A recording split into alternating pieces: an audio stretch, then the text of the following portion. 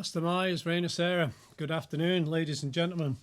And thank you actually for waiting for this late session. We've had a fairly lengthy, extraordinary Timble sit-in. I'll come back to that later. So first of all, an update from our hard-working and dedicated colleagues at Department of Health. Since the last update yesterday, there has been one confirmed positive test for coronavirus on the Isle of Man. There have been no further confirmed deaths from coronavirus. The total number of confirmed cases of coronavirus here now stands at 326. The number of deaths in the community remains at 17, and the hospital deaths remain at 6. There have been 3,416 concluded tests, 43 people are awaiting results, and 6 people are awaiting tests. 19 people are currently being treated at the hospital, and the usual message, which we do sincerely mean this, to everyone in Nobles and recovering home, we wish you a speedy recovery. Now, since the start of the pandemic, I've been truly impressed by the adaptability of the people of the Isle of Man, as you have all continued to work and adjust to the changing restrictions and limitations of everyday life. You have heard me talk many times about the Manx resiliency, and our island has shown bucket loads of it. From the people adapting to a new way of working from home to the people heading into work day by day to keep our essential services running. I know it has not been easy. We've had to quickly change our working practices and redefine the art of possible with limited face-to-face interaction and a new reliance on technology and communication. We have seen businesses move full teams of employees to remote working, introduce strict social distancing measures to ensure the welfare of their staff, and we've seen thousands of people taking sensible and well-balanced approach to keeping our island safe and the economy going. I want to sincerely thank you all. Last month we announced that construction, trades and horticulture related businesses could return to work where it was safe to do so. The first phase return to certain areas of our economy was an essential part of our move towards stay safe. And this is safeguarding jobs for our economy now and for the future. It allows us to reduce the pressure on parts of our society and our economy and allows us to focus on those areas likely to need support for much longer. Since the return to work, we have received positive feedback from our partners across sectors who have found sensible and safe ways to return to work and resume important economic activity on the island. Businesses have offered good support to their workers to make sure they're safe, and with the salary support scheme working alongside, it means that the vulnerable workers don't have to go back to work until they are ready. Thank you to those businesses who have adapted to these changes. The return to work of different sectors has always been a delicate balance, and one which will be achieved through regular dialogue and constant review, through our clearly defined measures of health readiness, social pressures and economic pressures. This week, the Council of Ministers published a key medium-term response document that outlines how we will monitor these measures in order to decide how we move forward in a considered, transparent, measured and phased way. We have now moved into Stage 2, Stay Safe. This will involve a series of decisions about the current health, social and economic restrictions. And we will be reviewing this every 2 weeks with the next review set for this coming Thursday. In the meantime, we continue to support our business sectors that are struggling with the continuing restrictions. The raft of schemes introduced last month are providing much needed assistance to some of the most hardest hit sectors. To date, we have worked through a considerable volume of applications and inquiries for our various support schemes. The Department's Coronavirus Business Support Scheme has been receiving hundreds of inquiries a day. We have now paid out over £7 million to over 2,000 businesses and self-employed. We are continuing to work round the clock to ensure that eligible applicants get the essential funding as quickly as possible and have processed 97% of all applications received. Our bank loan guarantee scheme, created in partnership with HSBC, Lloyds, Barclays, Conister Bank and RBSI, has already approved £1.2 million of additional funding to 23 businesses, and applications still coming in. We have now paid over £1.9 million worth of applications of our strategic capacity scheme to help 37 businesses in our tourism accommodation sector, with 61 more applications in the pipeline. This fund will help accommodation providers to ensure creditors within the local supply chain are paid first and help boost the local economy. We have also processed over £60,000 worth of support to businesses evolving their operating models through the Business Adaptation Scheme, and this has shown the true Manx innovation is alive and well. Treasury has processed over 2,600 applications for the Manx Earnings Replacement Allowance to help those displaced from work at this difficult time. The Salary Support Scheme has now paid out over £6 million to help businesses to retain employees and maintain a consistent and engaged workforce that has supported over 8,000 employees in the workforce. Our hope is that with all the support packages and working together as government, business and society, actual job losses can be contained. We are still on a long and uncertain journey, and we know we will need to revisit the support options going forward to ensure our businesses have the security and assistance as we head into a very uncertain future. This is another reason why the need to bring these businesses back to work in a safe manner. We continue to work with Treasury, industry partners and associations to make sure we have a frank and rounded picture of the island's economic landscape and the challenges our businesses are facing. We are now extensively looking at a longer term economic planning and what support might be required on the longer term basis. Working together, we will forge a new way that uses the best Manx innovation, the best Manx resilience to ultimately establish a new normal. But we still have difficult decisions and judgments ahead. Yesterday, we announced the cancellation of this year's Classic TT and the Manx Grand Prix. A clear example of one of those difficult decisions, one that we never wanted to have to make.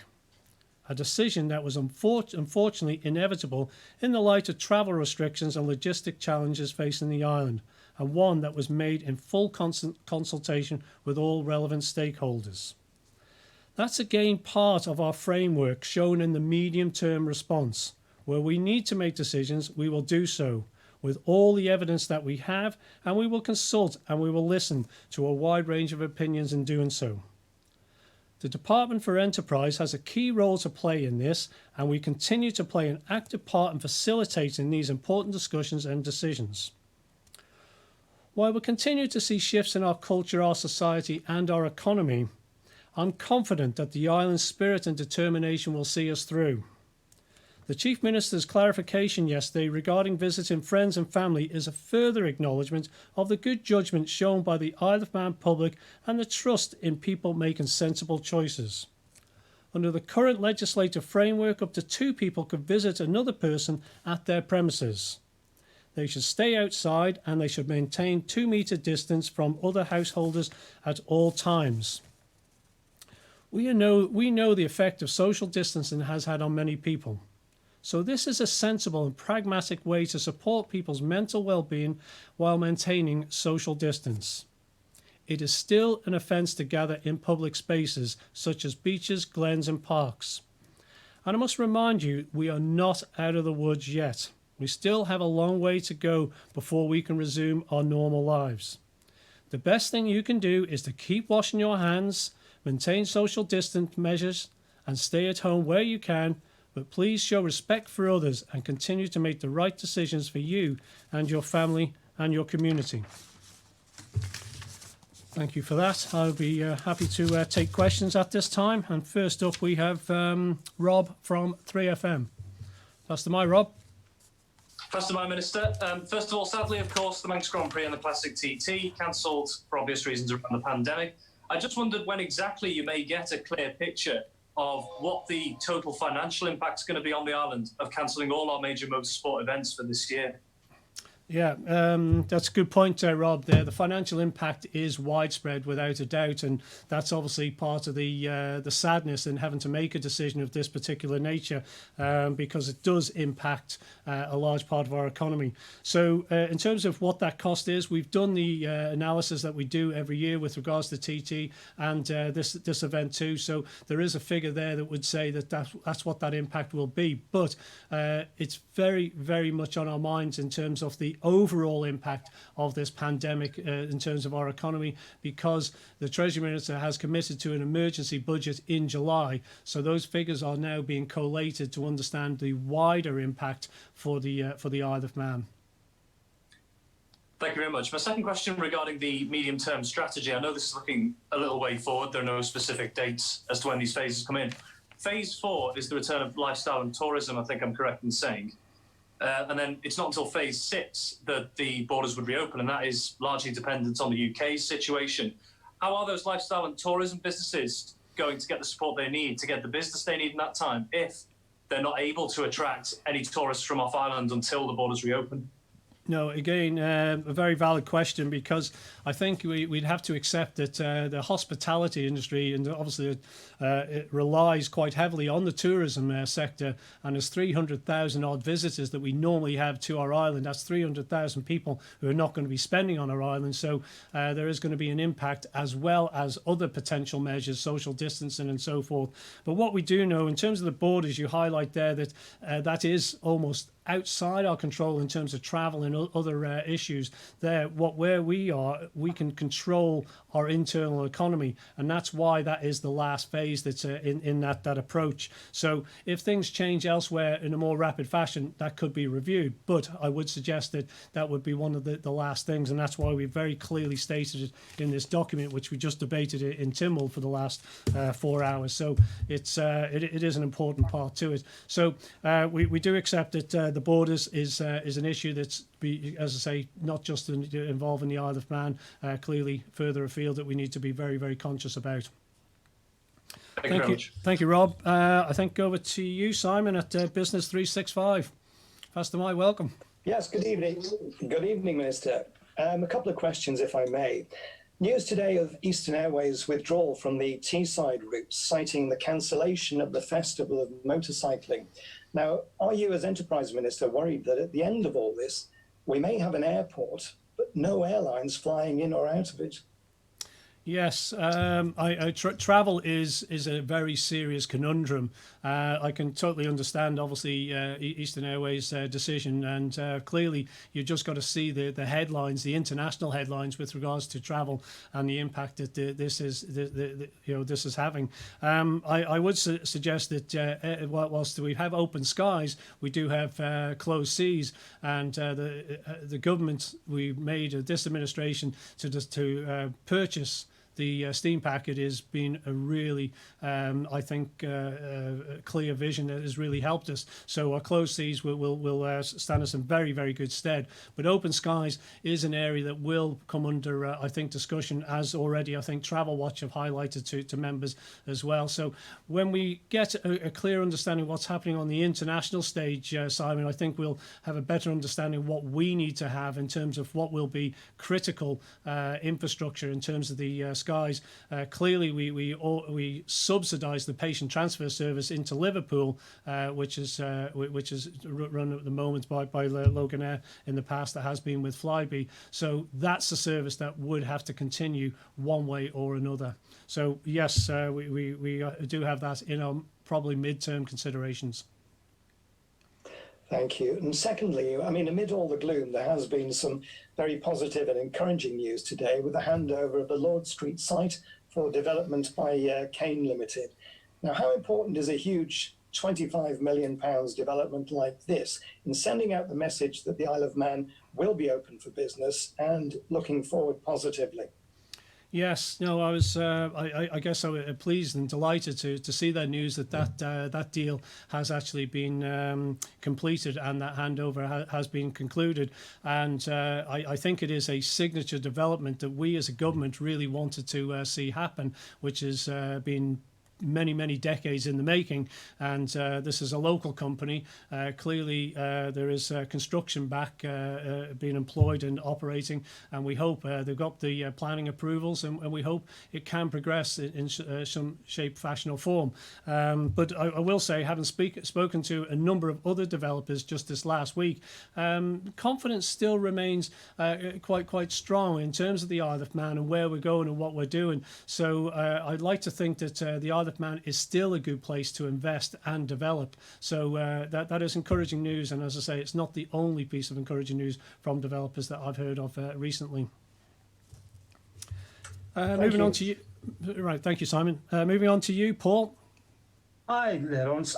The way you're reporting numbers, you've changed it. You were having presumed got over the virus. Now on the website it goes as total active cases, which is now 40, and basically the numbers seem to have altered a bit. People who follow this very closely, they track your numbers. Any idea why you've changed the way you're reporting the numbers? I don't. They were the numbers just presented to me as I finished Tynwald to say this is these are the latest figures. So I'm just relaying them to you, the media, and then the Manx public, really. So yes, I've just obviously followed the website to have a look of the data there to make sure that it is kept up to date. But yeah, I don't have an answer to that. I guess the health minister would have to respond to that. A few weeks ago, you kind of indicated, and we've been talking about for some time now, about this virtual TT. I'm hoping you're going to be able to give us a little bit more. Hope that there's going to be some sort of TT, albeit virtual, this year. Well, a virtual TT has, I'm led to believe, a number of logistical challenges digitally in terms of how that races. We know of the virtual game where two people can play, but can that be done on a larger scale? So our colleagues in our digital agency are speaking to our motorsport team, and I'm waiting for an update of that. But outside that, Paul, I would say that it's very much on our minds as to entertainment for the TT fans and the Grand Prix fans. There's a phenomenal back catalogue. I see this with other sports. They're replaying, cup finals and things like that. And there was a film coming, wasn't there, with regards to Mike Hailwood around TT, which is probably one of the greatest motorcycling comebacks of all time. And so I'm sure Tim and others will be going through their archives and considering what they're going to replay. But entertainment is definitely on our agenda, and we'll consider how do we whet that appetite. So that's a good point. Thanks again, Paul. Paul, was that you? So now move on to Josh at ITV. Faster my Josh. Thank you, Minister. In regards to returning to some form of normality, there are some people who wish to return to work who can't because of childcare commitments, whether that be after construction starting again or the upcoming retail services opening. Some are feeling pressured to return but can't. What support is available for them? Well, there is continuing support for those who can't go or don't wish to go back to work if they feel that they're vulnerable in any way whatsoever possible. But you just mentioned there with regards to those with your young people, young children, and I say it wasn't easy, which was in the presentation there with regards to people working from home. Many have been doing this pretty much from day one. Our finance industry, our digital industry, and sometimes they could be living in fairly close quarters. If you could imagine a family, there might be a husband and wife doing two different jobs, and they're trying to homeschool. Big challenges there, and that is recognised that is an issue, which is why the hub schools is very important, and our colleagues in education and the minister is working on this particular issue as we speak. Okay, thank you. And my second question is the next phase of planning will see non-essential retail and services return to work. Will this again be a choice and not a necessity, similar to the construction sector? And are you able to give us an insight into what sort of safety precautions are already being worked on so these retail spaces can operate? Yes, it is, and I think this one is a little more difficult, it's fair to say. The construction and horticulture, a lot of outdoor activity, a lot easier to maintain social distancing. With regards to non-essential shops, not so easy. However, it's well worth recognising how a number of shops have already adapted to deliveries, click and pick up, for example, as another option.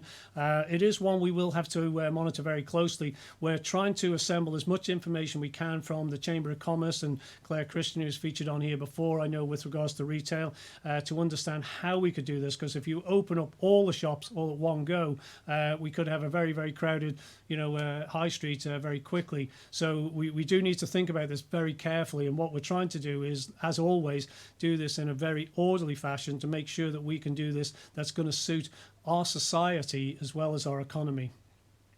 Thank you. Just to clarify, will it be a choice for them to return to work like construction? In a similar way, if there is any sort of vulnerable issues, and we want people to be comfortable and content that they have the right mechanisms in place. So I think that is very important that they do that. So we're consulting with various different organisations to understand how different shops can operate, because they have different activities. And I know there's a raft of people in the retail sector that have close quarters, are quite concerned. So we do. It is very much on our agenda, and we're gathering as much evidence as we can, so as we can make a well-informed decision when we do make that, when we announce that. Thank you, Josh. Thank you, Josh. And I think we got Chris Kay from Energy. Oh no, sorry, apologies. Alex is next from BBC. Got a new look there, Alex, I see. Yeah, rocking the baldy look today. Minister, you say we've passed the £7 million threshold now for support which has been handed out to businesses. I know that originally there was £100 million of support allocated. I understand that £100 million won't all be going in the form of direct payments to businesses. But what's the upper limit of support payments which can be made? When does the money run out, so to speak? Well, first of all, I point out, Alex, that 100 million was about the impact on our economy. So there's revenues, significant revenues that government would rely upon within that 100 million. So it's not direct spend. So that is greatly reduced from that, I might point out. But we did state very clearly that there were funds there up to 6 months. Treasury Minister made that point more than once, I'm sure. And of course, there were moves with regards to gaining access to loans if needed as well at the same time. So we know we're comfortable at that particular period, but what we're hopefully starting to see is certain sectors go back to work. They can start to contribute to the economy. So therefore, the support that will be required becomes less as more sectors actually go back to work. Is that necessarily true though? Because with different sectors opening at different times, it stands to reason that as certain sectors get back on their feet, others begin to suffer more. Well, to be honest with you, I mean, it's difficult to say until you actually do the VAT returns and do the analysis. And that's, of course, is what it comes back to our colleagues in Treasury who are trying to collate this information as much as possible. I mean, it's interesting to think, isn't it? Just going through that debate that we had here, this midterm response to COVID-19. And you think back, was it the 19th of March, that fateful day when we had our very first case? You know, how do we know what that impact is? We know it's significant because we've closed down pretty much most of the economy. I think it was 75% of the economy. So those that are producing, and I want to say thank you to those industries, the finance and the digital industries who have continued to perform, and some of them perform very well indeed, that have supported the economy, the Isle of Man, therefore the taxes, therefore the frontline services are very necessary. So, but what I would concede there, though, Alex, is that there will be different businesses affected at different levels. And that's why, as we return these sectors, it allows us to focus in on those areas that are continue to be affected and understand what kind of support we need to give them ongoing. Thank you. And just to ask you another question there, Minister. I know yesterday the Chief Minister said that he would certainly like to see the motorcycling calendar bounce back even stronger next year. Do you echo that, or do you realistically think that TT to 2021 and indeed the Festival of Motorcycling 2021, if they go ahead, may well have a very different look and feel to them? Everything's possible. I guess this is what's your new normal. You're asking what is the normal TT. What we know is that things are going to be different for quite some time, and that's why this report, which is a pretty extensive report, if you do get a chance, do go through it, because it highlights the journey we've been on here, the decision making that we've used in terms of the data, and it sort of highlights where we want to go. But it's a living document. It's got to be able to change as and when other circumstances change.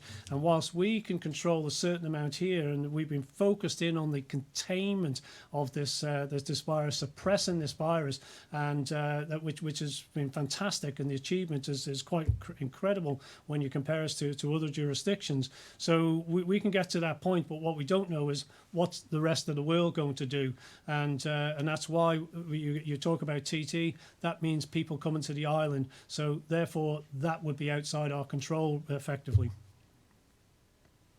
Thank you, Alex. And we got last but not least Tim. Pass the mic, Tim. Faster, my Minister. I can tell you that they're having an announcement on Thursday regarding some TT-related entertainments that should, at least, I think, in part, keep people entertained, but more on that to come. Just want to pick up on Alex Bell's point there. How hopeful, though, are you realistically for the TT, the Classic, and the MGP for next year? We've had all the stories of non-deposit and payments from accommodations not being paid out. There's a probable fear, I would imagine, of travelling around the corner that will affect next year. Could be a lack of carriers. People are going to be without earnings. We're not even really seeing yet the huge economic fallout that's to come. These are huge scars from this pandemic that really could hit the events next year. Yeah, No, you've highlighted them all there very well there, Tim. But pretty much all those are outside our control on the Isle of Man. All we would say is that we would want the TT to come back, and we would want to make it bigger and better than ever.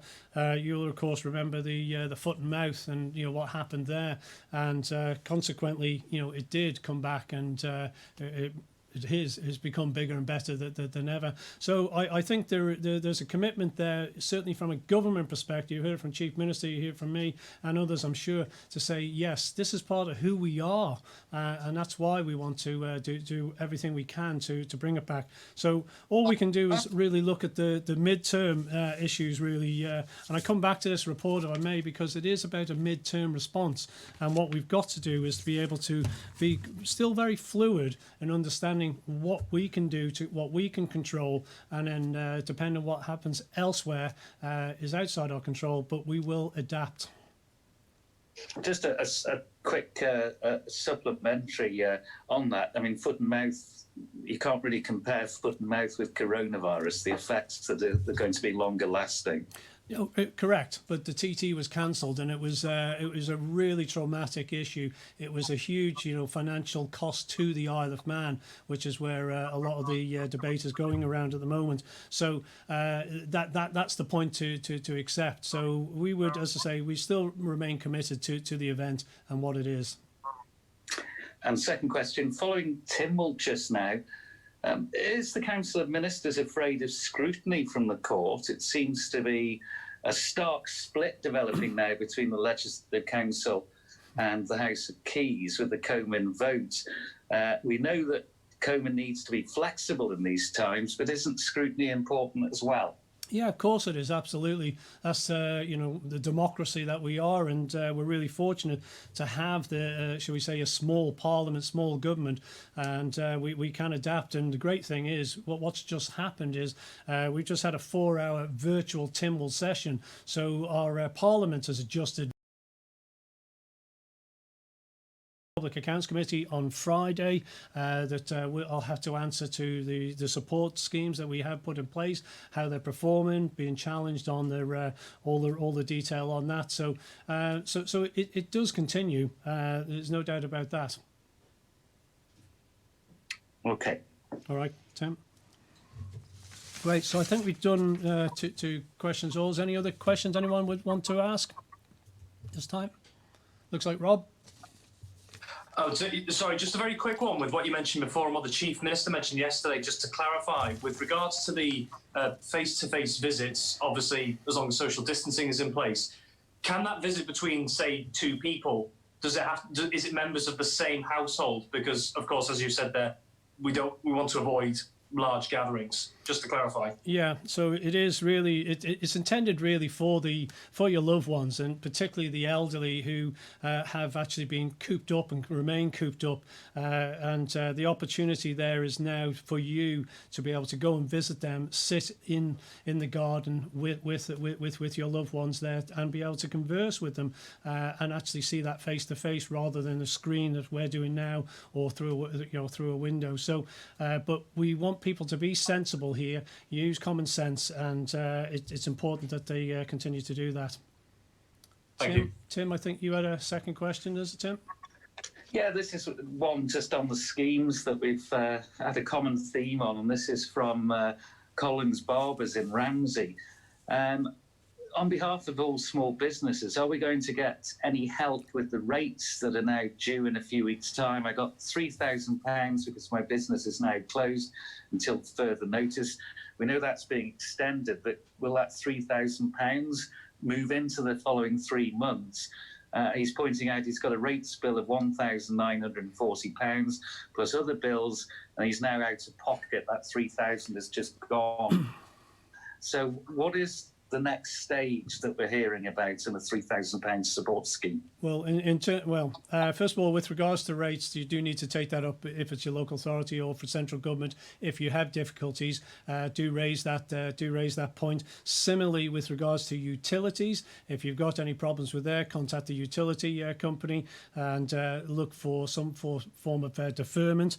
In terms of the ongoing support, Tim, which you're asking, that will be under review. And what we've got to understand, you mentioned a barber's there, and clearly social distancing will be very difficult in that particular case, and that is technically retail. So there lies a differential with regards to retail that we have to understand and introduce when we know it can be safe for them to conduct their business. So we recognise there's going to be a need for ongoing support for a host of different sectors, and our focus will be on that going forward.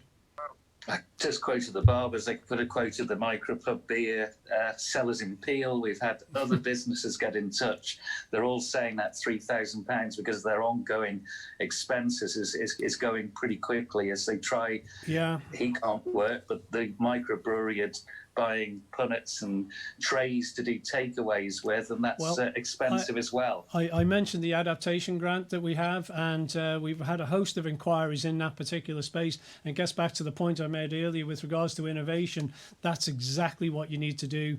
The Chamber of Commerce have a service, incidentally, with regards to business advice service, and I sort of recommend that people actually make contact with them, because if you've got an idea, you may want to flush that out as quickly as you possibly can, because there could be opportunities and around the corner. So it doesn't apply in all businesses, but please think about innovation. I think we might have concluded all the questions. But actually, I'll tell you what, I have a question for you, the media, because I was just thinking before, each one of you probably represent a different demographic, a different audience on the Isle of Man. I'm just interested in your view in terms of how you rate government has performed up to date, maybe in a scale of 1 to 10. Tell me what what's your feedback been? Maybe, I don't know. So maybe Tim first. As a journalist, we're not meant to have an opinion. Oh, you could be a politician. Okay, anyone else want to venture? 5, that's right. Paul's put us at a 5. Right. Well, you can't upset anyone. Anyone else want to venture? Just the feedback from, I know both all you run the social media campaign, so it's quite interesting. I'll just say that the press conferences are getting an enormous following, and there probably is a bigger interest in what is coming out from these, the announcements, and potentially, and it's been a talking point for a number of years now, political engagement.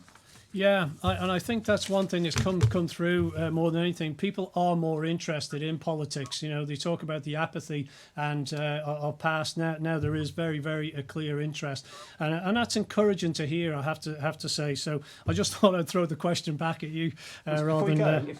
As we're having a bit of a chit chat, can I just give a plug for an event tomorrow? The Royal Television Society Isle of Man are having a Zoom conference, and everyone's invited to attend because the TV journalists, are going to be put under the scrutiny of the public on what they think it's been like, because obviously it's been very Marmite. People love the questions, people hate the questions, people think we ask the same questions all the time, and so on. So the public get a chance tomorrow, and all details on the Royal Television Society's website. Thank you for the plug. Absolutely. Thank you very much, Paul. Great. So thank you very much for your time today. Really appreciate it.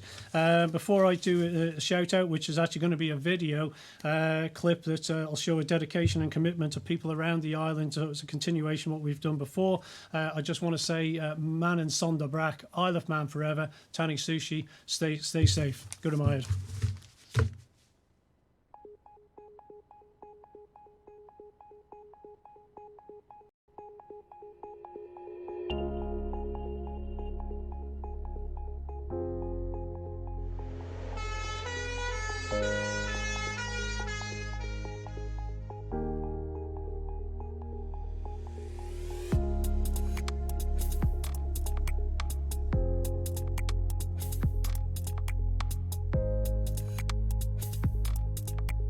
Thank you all for staying at home where possible.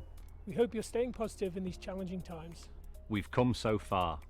As we move forward into the next stage, please continue to stay at home whenever possible. And we will continue to keep you safe. Make sensible choices. Your actions are vital. Please play your part. For you, for our island, and for our community. Please stay home where possible. For you, our island, and our community. Please stay home where possible. Stay safe. Stay safe. Stay safe. Stay safe. Stay safe. Stay safe.